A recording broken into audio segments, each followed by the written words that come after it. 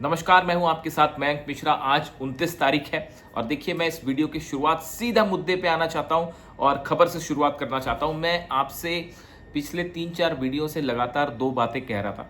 पहली बात मैंने ये कही थी कि ईरान के खिलाफ अमेरिका ने जो ये ब्लॉकेड किया हुआ है, इकोनॉमिक सैंक्शंस लगाए हुए हैं और ईरान की अर्थव्यवस्था को चोक करने की कोशिश है, ये ज्यादा दिन चलने वाला नहीं है और ईरान ने एक बड़ा प्लान तैयार कर लिया है अमेरिका के इस पूरे इकोनॉमिक ब्लॉकेट को तोड़ने के लिए। ये बात मैं लगातार आपसे कह रहा था। अब ईरान ने खुद अपनी तरफ से ये बातें बता दी हैं कि अमेरिका के ये इकोनॉमिक ब्लॉकेट को लेकर ईरान क्या करने जा रहा है। बात नंबर एक। बात नंबर दो, दूसरी बात मैंने लगातार ये कही थी कि ऐसा लगता है कि जो मूवमेंट्स हो रहे हैं ईरान में मिसाइल्स के और हथियारों के, वो इस ओर इशारा कर रहे हैं कि ओमान की खाड़ी में जो अमेरिकन जहाज खड़े हैं, जो कि ब्लॉकेट किए हुए हैं, हॉर्मुज से आने वाले जहाजों को रोक रहे हैं ईरान के, उन जहाजों को उड़ाने की तैयारी कर ली है ईरान ने। ये इंडिकेशन आ रहे थे और अब ये बात खुद ईरान की तरफ से कह दी गई है कि हमने तैयारी कर रखी है, अगर ये जहाज नहीं हटे, हमारे ऊपर इकोनॉमिक जो सैंक्शंस लगे हुए हैं, अगर ये नहीं हटाए गए तो अमेरिका के जहाजों को तबाह कर दिया जाएगा। अब ये बात खुद ईरान ने कह दी है। तो देखिए, दो खबरें जो है जिसको लेकर अनुमान लगाए जा रहे थे और बार बार मैं ये बात कह रहा था, वो बात जो है एक बार अब ईरान की तरफ से सामने आने लगी है। पहली बात हम ये करते हैं कि ईरान ने ये अमेरिका का जो इकोनॉमिक ब्लॉकेड है, आर्थिक प्रतिबंध लगा रखे हैं और अमेरिका तमाम देशों से कह रहा है कि आप भी ईरान से जो है किसी तरह का व्यापार मत करो। और डोनाल्ड ट्रंप व्हाइट हाउस में बैठ के धमकियां दे रहे हैं कि अगर ईरान से व्यापार करोगे तो हम टैरिफ लगा देंगे और ऐसा कर देंगे, वैसा कर देंगे। अब ईरान ने इसका जवाब दिया है। देखिए, ईरान की तरफ से दो बयान आए। पहला बयान मैं उसका जिक्र करूं, लेकिन आप अगर शॉर्ट्स में टारगेट देखें कि ईरान ने क्या टारगेट्स तय किए हैं। अरब देशों के जितने तेल के ठिकाने हैं, ऑयल रिफाइनरीज हैं, वो सब की सब ईरान की मिसाइल्स के निशाने पर आ गई और ईरान की तरफ से खुला अनाउंसमेंट हो चुका है कि अगर हमारा तेल बेचने से अमेरिका ने रोक लगाई तो हम अरब देशों का तेल बेचना से उन्हें रोक देंगे। जो शब्द कहे गए, गलीबाफ साहब की तरफ से कहे गए हैं ये शब्द कि अगर हमारा तेल नहीं बिकेगा तो हम किसी और का तेल भी नहीं बेचने देंगे और एक एक बूंद तेल जो है उस पर रोक लगा दी जाएगी। यानी अगर आप ईरान का तेल, अमेरिका ये सोच रहा है कि ईरान के तेल को अगर रोक दिया जाए, बाकी चीजों का ज्यादा मतलब नहीं है। मेन कंसर्न जो अमेरिका का वो ये था, प्लानिंग ये थी कि ईरान के तेल को अगर बेचने से रोक दिया जाए तो ईरान की अर्थव्यवस्था चरमरा जाएगी। तो अब डोनाल्ड ट्रंप और अमेरिका क्या ये सोच के बैठा था कि ईरान जो है वो देखता रहेगा और आप इकोनॉमिक सैंक्शंस लगा देंगे, ईरान का तेल रोक देंगे तो ईरान क्या करेगा? ईरान वही करेगा जो अली खामने साहब कह के गए कि टिट फॉर टैट, जैसे को तैसा। अगर कोई आप पर हमला करता है, आपको नुकसान पहुंचाता है, तो उसको उसी अंदाज में जवाब दिया जाए। ये आखिरी चंद मैसेजेस में से है अली खामने साहब के और कुरान की आयतों का हवाला देते हुए उन्होंने ये बात कही थी। आप जाके चेक करिए, उनकी शहादत के ठीक 10 दिन पहले उन्होंने ये बात कही थी और कुरान की पंक्तियों का जिक्र करके कही थी कि जो आप पर जिस तरह से हमला करता है उसको उसी की तरह से जवाब देना चाहिए। और यही ईरान अब कर रहा है। मोहसिन रिजाई साहब का आना इसीलिए इंपॉर्टेंट है और ईरान ने साफ कह दिया है, हमारे तेल को रोकोगे तो तुम्हारे को भी एक भी तेल तुम्हारा ना बेचने दिया जाएगा। और बल्कि हकीकत तो यह है, ऑयल रिफाइनरीज निशाने पर हैं, अरब देशों के जहाज निशाने पर हैं, अमेरिकन बैंक्स निशाने पर हैं, कंपनीज निशाने पर हैं और जितने कमर्शियल सेंटर्स हैं अरब देशों में, चाहे वो सऊदी में हो, चाहे यूएई में, बहरीन, कतर, दोहा, सब जगह सब ईरान के निशाने पर है। और मैं बार बार आपसे कह रहा हूं, ये ज्यादा दिन चलने वाला नहीं है इकोनॉमिक ब्लॉकेड। या तो किसी तरह की कोई बातचीत होकर कोई सॉल्यूशन इसका निकाला जाएगा और या फिर ईरान की तरफ से स्ट्राइक की जाएगी। और इस बार ईरान ने स्टैंड साफ कर दिया है कि जितने ऑयल ठिकाने हैं पूरे मिडिल ईस्ट के, सबके सब तबाह कर दिए जाएंगे और ईरान की मिसाइल्स को कोई नहीं रोक पाएगा। अब इसमें कोई कंफ्यूजन नहीं होनी चाहिए। जब हूती की मिसाइल अरामको पे गिर गई सऊदी पर और आप नहीं रोक पाए, मिसाइल तो छोड़िए, और सऊदी हूती ने जो ड्रोन मारे वो भी अरामको पे आके गिर गए और एक नहीं 8 ड्रोन गिर गए। अगर ईरान की मिसाइल्स चल पड़ी सऊदी की तरफ, यूएई की तरफ, कतर और बहरीन की तरफ, तो यहां के ऑयल ठिकानों को कौन बचाएगा, कौन बचाने आएगा? डोनाल्ड ट्रंप आएंगे अमेरिका से बचाने? वो अपना तो बचा नहीं पाए ठिकाने, इनके ठिकाने और ऑयल रिफाइनरीज को क्या बचाएंगे आप? यानी अगर आप ईरान की जनता से अगर ये चाहते हो कि ईरान की जनता को जो है वहां पर खाने पीने की दिक्कत हो जाए, उनको परेशान किया जाए, तो ईरान इतना भी सहने के मूड में नहीं है साहब। आप गलत हाथ डाल रहे हैं, गलत उलझ रहे हैं फिर से डोनाल्ड ट्रंप। 40 दिन की जंग में इतनी करारी शिकस्त हुई है आपकी, डोनाल्ड ट्रंप और अमेरिका की, इससे बड़ी शिकस्त और कुछ नहीं हो सकती। और अब फॉरेन पॉलिसी और इकोनॉमिक पॉलिसी, देखिए पहले आप जंग में हारे, सीधा सीधा हार गए, इसमें किसी को कोई कंफ्यूजन नहीं होना चाहिए। बिल्कुल अमेरिका की और इजराइल की करारी हार हुई। अब ये जो इकोनॉमिक वॉर शुरू हुआ है, अब इकोनॉमिक वॉर की बारी है, और इकोनॉमिक वॉर में होने वाला ये है डोनाल्ड ट्रंप और अमेरिका। पूरी दुनिया में जो इनका एक धौंस चलती है वो खत्म होने जा रही है साहब, और ये खत्म करेगा ईरान। आप देख लीजिए इस बात को, और इसकी शुरुआत भी हो चुकी है, इसकी शुरुआत भी हो चुकी है। एक तो ईरान ने स्टैंड साफ कर दिया है कि इकोनॉमिक वॉर का जवाब इकोनॉमिक वॉर से दिया जाएगा। अमेरिका के बैंक्स उड़ा दिए जाएंगे, जो अरब देशों में हैं, जितने कमर्शियल सेंटर्स हैं, कंपनीज हैं, सब तबाह की जाएगी। यानी आप ईरान को आर्थिक नुकसान पहुंचाओगे तो ईरान बैठ के तमाशा नहीं देखेगा, अपनी बर्बादी का तमाशा नहीं देखेगा, वो तो आप जो कर रहे हैं उससे 10 गुना बड़ा जवाब देगा। पूरे कमर्शियल इंटरेस्ट अमेरिका के जो मिडिल ईस्ट में है वो सबके सब खतरे में।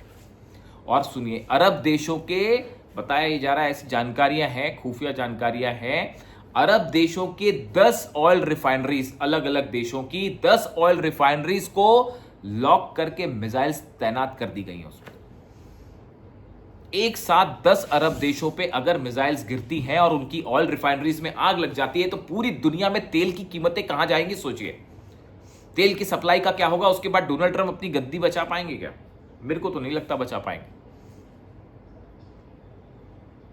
सोचिए आप, अगर 10 अरब देशों की ऑयल ठिकाने एक साथ जल पड़े, हॉर्मुज तो बंद है, हॉर्मुज तो कुछ नहीं कर पा रहे आप, बड़े बड़े आपने जो एयरक्राफ्ट कैरियर बुला रखे हैं वो अल्टीमेटली वापस जा रहे हैं, उनको अबू मेहदी से खतरा सता रहा है।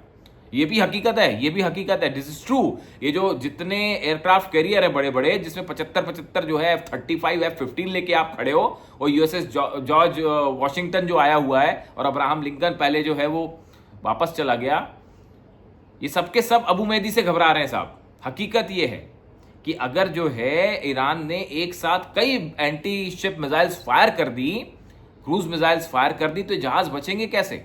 अंडर वाटर ड्रोन से कैसे बचेंगे जहाज? तो ईरान का पैटर्न आपको पता है, वो तो देखिए, फिर एक साथ पहले ड्रोन चलते हैं, फिर पीछे मिसाइल चलती हैं, अब अंडर वाटर ड्रोन्स भी चलेंगे। यानी एक साथ बैराज में जब फायर होता है ईरान की तरफ से, तो एक दो तो गिरनी तय है। जब आप एक साथ 15-20 चीजें फायर कर दोगे तो डिफेंस सिस्टम एक दो को छोड़ ही देगा, और एक मिसाइल भी गिर गई, हो गया काम। वरना अब तक जहाज लेके अंदर घुस गए होते। डोनाल्ड ट्रंप कह रहे थे हमने माइंस हटा दी, अगर माइंस हटा दी तो अंदर आ जाते। यही ईरान ने कहा, अगर हमने माइंस हटा दी हैं, 150 माइंस बिछी हुई हैं साहब। हकीकत ये है 150 माइंस ईरान ने बिछा रखी है, जिसको डोनाल्ड ट्रंप, अमेरिका क्या दुनिया, कहीं कोई जहाज आ जाए, कोई देश आ जाए, वो जब तक ईरान खुद उसे नहीं हटाएगा उसे कोई नहीं हटा सकता। वरना अब तक ये हटा चुके होते और जहाज लेके घुस गए होते अंदर। तो हालत ये है कि ईरान ने इस इकोनॉमिक वॉर का इकोनॉमिक तरीके से जवाब देने का बड़ा प्लान तैयार कर रखा है, और इसमें रूस और चीन, मैं अलग से एक डिटेल वीडियो करूंगा कि रूस की तरफ से कहा गया, रूस को अमेरिका ने कहा कि भाई देख ऐसा है कि ईरान की तरफ से अगर कोई ईरान के साथ कोई व्यापार करेगा तो हम सैंक्शंस लगा देंगे, हम टैरिफ लगा देंगे, और ये कर देंगे, वो कर देंगे।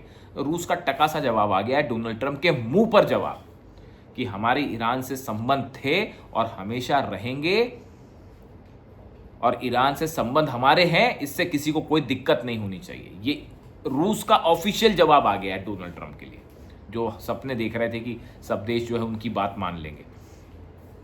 चीन ने यहां कह दिया है कि आप कौन होते हैं हमें बताने वाले, हम ईरान से तेल खरीदें कि ईरान से डीजल खरीदें कि गैस खरीदें कि एलएनजी खरीदें, आप कौन होते हैं हमें बताने वाले। चीन की तरफ से भी साफ जवाब आ गया।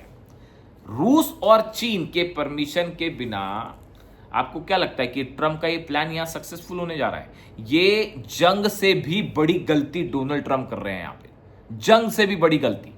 देखिए, जब ये हमले हो रहे थे तभी इनके डैन केन जो हैं चीफ जॉइंट ऑफ स्टाफ जो हैं उनकी तरफ से कहा गया था, जनरल डैन केन जो है वो तैयार नहीं थे इस बात के लिए कि जो है ईरान पर हमला किया जाए। उन्होंने पहले ही कहा था कि एक लंबी जंग में फंस जाओगे और बाहर नहीं निकल पाओगे। लेकिन डोनाल्ड ट्रंप तो शायद नेतन्याहू से इत्तेफाक रखते थे, कुछ अपना बड़ा प्लान लेके चल रहे थे कि तेल पर कब्जा कर लेंगे, ऐसा कर लेंगे, वैसा। उन्होंने सोचा था वेनेजुएला होगा, इनको पता ही नहीं था कि ईरान क्या चीज है।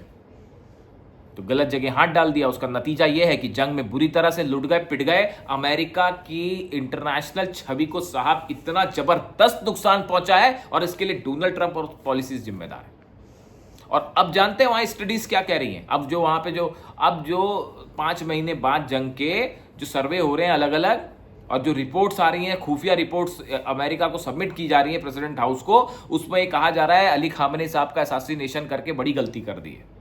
क्योंकि अब उसके बाद ईरान में जो सत्ता है वो पहले के मुकाबले बहुत ज्यादा एग्रेसिव है, बहुत ज्यादा गुस्से में है और अमेरिका की किसी शर्त को नहीं मानेगी और न्यूक्लियर प्रोग्राम तो रुकेगा ही नहीं, और ना ही यूरेनियम एनरिचमेंट वहां पर जाके कोई परमिशन मिलेगी। यानी आपने अली खामेनी साहब को असैसिनेट करके एक ऐसी गलती कर दी है जिसको अमेरिका हमेशा इसके लिए पश्चाताप करता है, पछताता रहेगा। और यही अली खामेनी साहब की शहादत से आप लिख लो आज की डेट में मेरी बात।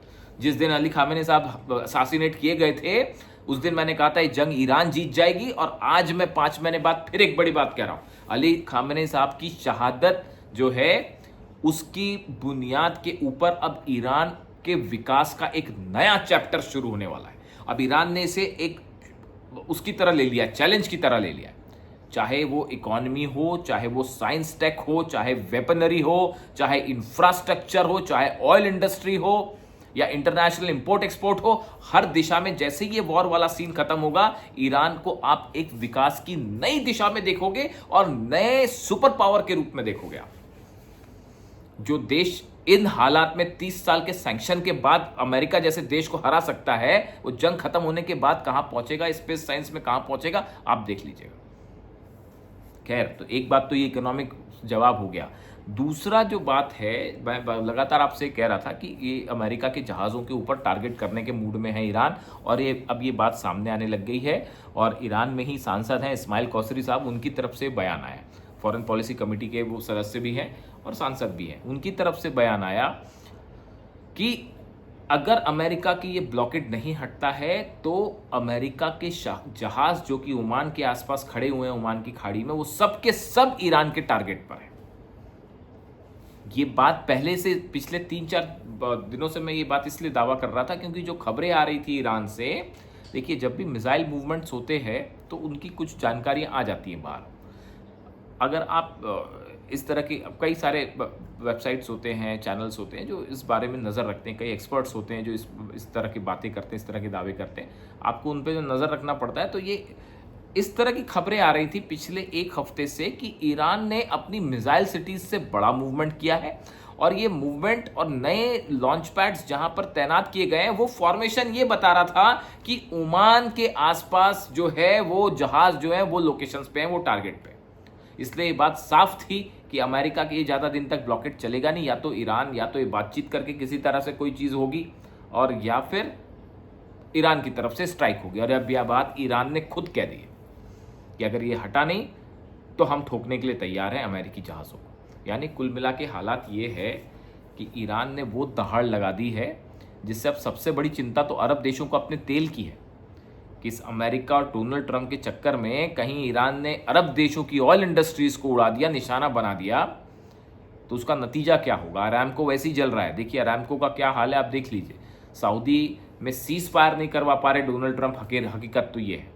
और सऊदी इस चक्कर में है कि कैसे जो है इस मामले से जंग से बाहर निकला जाए। तो ये तो हमला करने के पहले सोचना चाहिए था कि आप हूती पर हमला करेंगे, पीछे ईरान बैठा हुआ है, तो ये तो पहला हमला करने के पहले सोचना चाहिए था। एनीवे, अब अभी फिलहाल हालात ये है कि अमेरिका की इस इकोनॉमिक वॉर का करारा जवाब देने की तैयारी में है ईरान, और अगले 1 से 2 दिन के अंदर, ज़्यादा वक्त भी नहीं मैं बोल रहा हूँ, मैक्सिमम 48 घंटे के अंदर ये बात साफ हो जाएगी कि या तो ये इकोनॉमिक ब्लॉकेट किसी तरह से, हालांकि अभी कोई किसी तरह की कोई बातचीत नहीं हो रही है, या तो डोनाल्ड ट्रंप पीछे हटेंगे और कुछ इस तरह की बात होगी कि ईरान से बात हो रही वगैरह वगैरह और पीछे हटेंगे, और या फिर अगर ये इकोनॉमिक सैंक्शंस जारी रहे, इकोनॉमिक ब्लॉकेट जारी रहा, ईरान की तरफ से आप बड़ी प्रीएम्प्टिव मिसाइल स्ट्राइक्स देखने जा रहे हैं। वीडियो कैसा लगा कमेंट करके ज़रूर बताएं। चैनल को ज़्यादा से ज़्यादा सब्सक्राइब करें, शेयर करें।